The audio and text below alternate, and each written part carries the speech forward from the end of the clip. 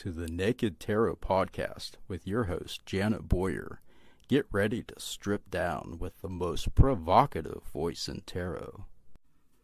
Hello, and welcome to the Naked Tarot Podcast. I'm your host, Janet Boyer, otherwise known as the Tarot Maven.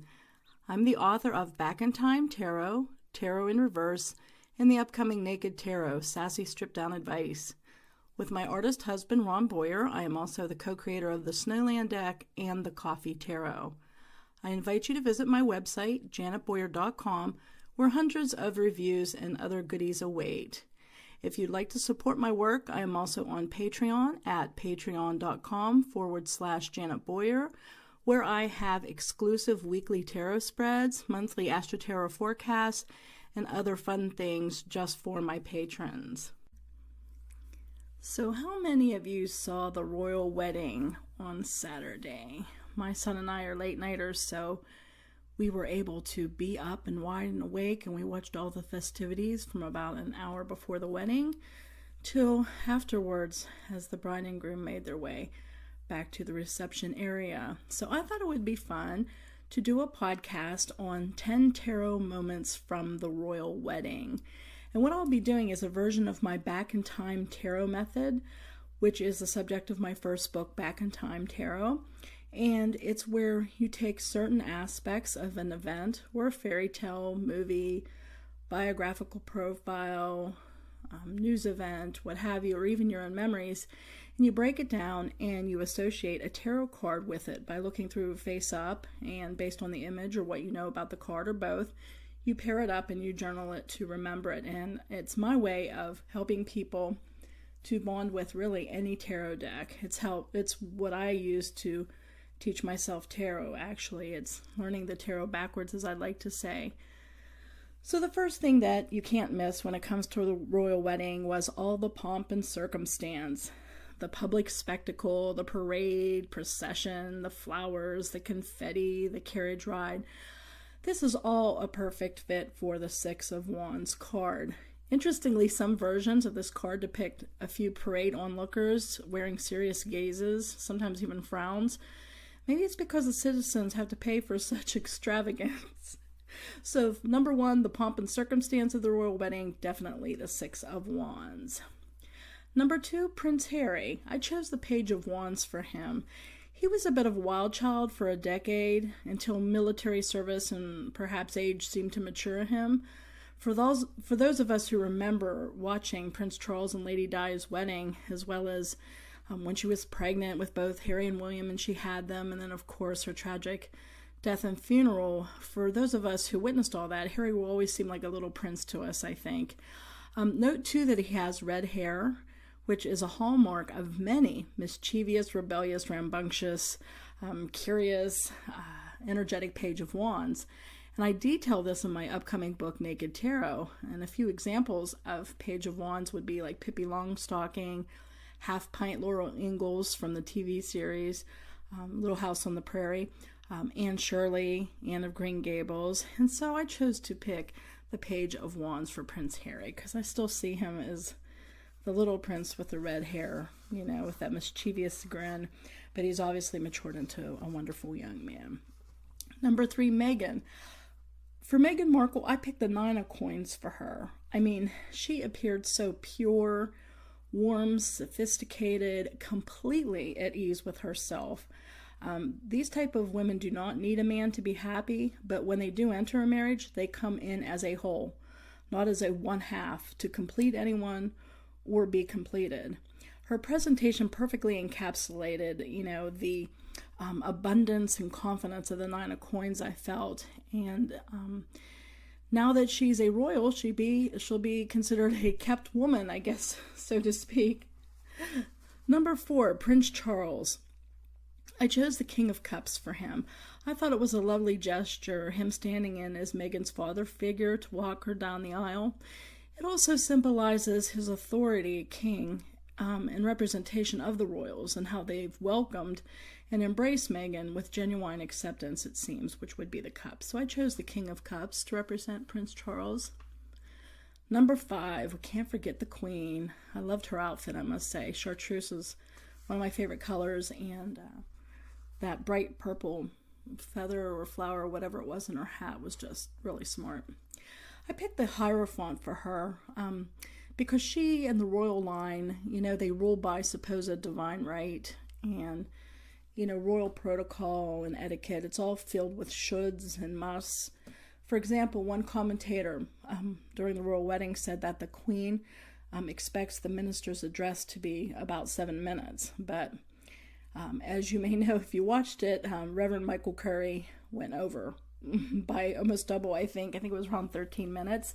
So I picked the Hierophant for the Queen because she represents the establishment, the shoulds, the musts, the etiquette, the ruling by divine right, having people bow to her, just like how in many of the versions of the Hierophant there are two figures who kneel towards the priest.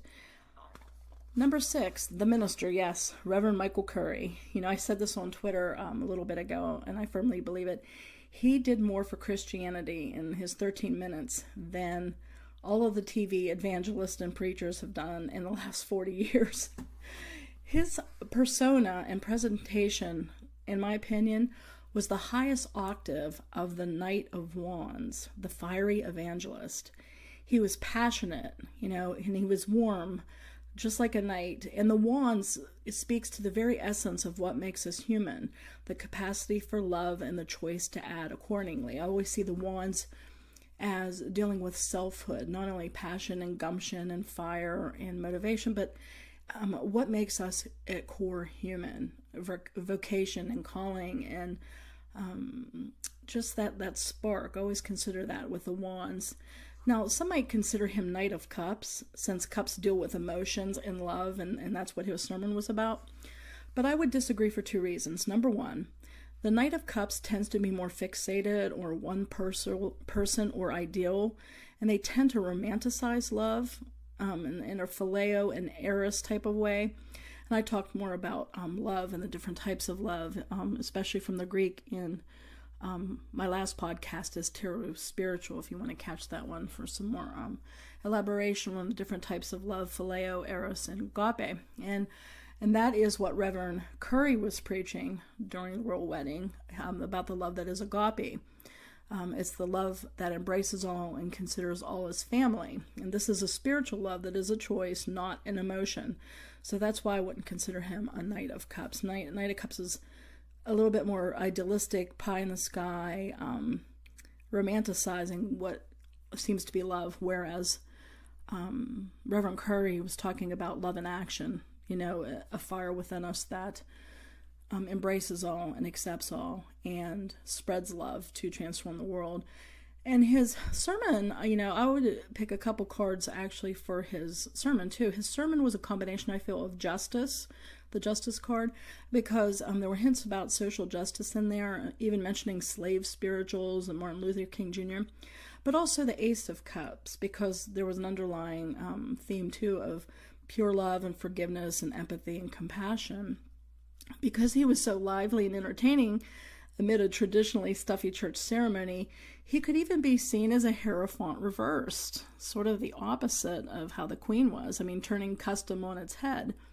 But I can't help but thinking the World card too, as he shared a vision of all people on fire with love for one another. And I just thought his sermon was so beautiful. My son and I were watching it and we were in tears. We loved it. Number 7, Karen Gibson and the Kingdom Choir. Wow. Their moving rendition of Stand By Me was just entirely captivating. I still have it going through my head every once in a while. Just chills up the spine. I picked the Four of Wands for this card because the Four of Wands often indicates a wedding reception or other community gathering where people celebrate a joyous event like a family reunion, a bar, a bat mitzvah, a birthday, and so on. In some versions, actually, this card that shows a Hebrew or Jewish chuppah of people getting married and underneath it, but it's more of the community coming together as a witness and to celebrate rather than the contract itself. So I thought Karen Gibson and the Kingdom Choir perfectly expressed the joyous coming together of community to celebrate and honor a special occasion as the Four of Wands. And community and standing by one another is a hallmark of that card, and I just think this amazing choir really manifested and presented this energy perfectly. Number 8, well, we can't forget about the celebrities now, can we? And I chose the sun for that. I tend to see the sun, some might say, oh, the star because of being a star, but I think other than name, which is the star, I don't think that the star in tarot really correlates to stars as in celebrity. I feel the sun correlates with that better because the sun is out in the public. It's, exposure. It's, the paparazzi takes pictures and the light bulbs go flashing. It's very hard to cover up things when you're in the spotlight. I kind of associate it with like the midheaven in an astrology chart, kind of like the pinnacle or highlight of a career. And so I think the celebrities that were there, were represented by the sun card. Because there is a lot of tension on them, of course, and they are, a fixture in the public eye, much like the sun, is always there. So a couple of the celebs that were there were Oprah, George Clooney and his wife, Amal, Elton John, and others.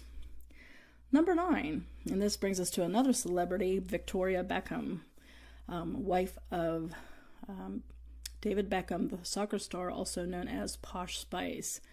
Now, one of the things that stood out at the royal wedding was how miserable she looked upon arrival. I mean, she looked like she resented being there and would rather have her fingernails pulled out by the roots one by one. And even inside the church, I mean, she was scowling every time the TV panned to her. And one might say she was the 5 of Cups card. I'm so miserable, with a head down, and she even wore a dark dress. And in fact, Twitter was apparently all aflutter, pointing out her demeanor. And I tweeted about it, just, mentioning how obvious it was and what was she so miserable about. I mean, granted, I don't know much about her. I don't know much about the Spice Girls or even David Beckham, never followed soccer.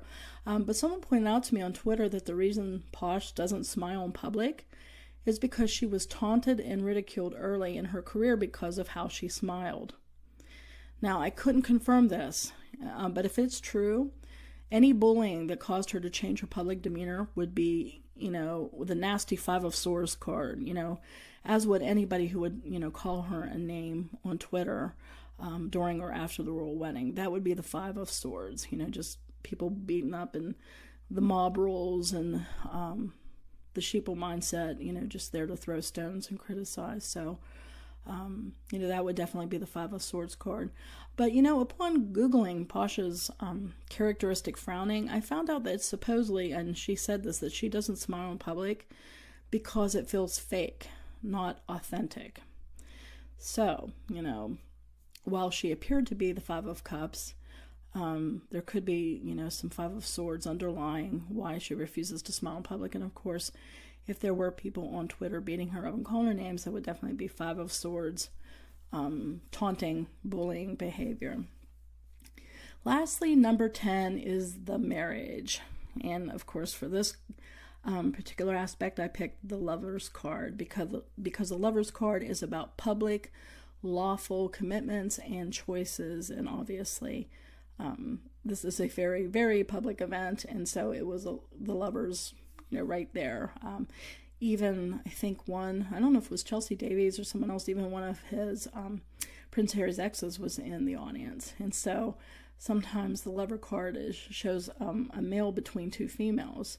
And some interpret that as choosing between, 2 women, one over the other. Or some would say it is the man's mother and his wife, and that tension between mother versus wife when he chooses to get married. But anyway, I chose the Lover's card because, it was a very obviously public, lawful commitment that everybody knew about. But you know what? They sure do appear to be 2 of Cups, don't you think?